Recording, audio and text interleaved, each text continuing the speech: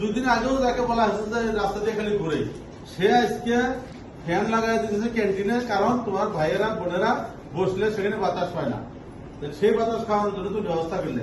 এর চেয়ে পুণ্যের কাজ আর পৃথিবীতে নাই, সবচেয়ে বড় পুণ্য এটাই। তোমরা এই পুণ্যের সাথে সংযুক্ত হয়ে গেলাম। বিরাট কাজ, পানি খাওয়া, খাওয়ানো, এর মতো পুণ্যের কাজ আর নেই। তো এগুলোর জন্য তোমাদেরকে বিশেষভাবে ধন্যবাদ, এবং এগুলো আরো বাড়ানোর চেষ্টা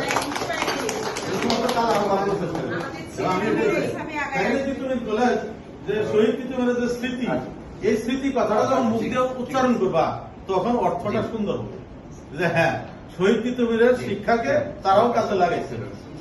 এই জিনিসটা আমার কাছে সবচেয়ে বেশি ভালো লাগছে। 6 মাস আমি প্রিন্সিপাল, আজকে এবং গতকাল মনে হয় তোমরা সবচেয়ে ভালো কাজগুলো করছো।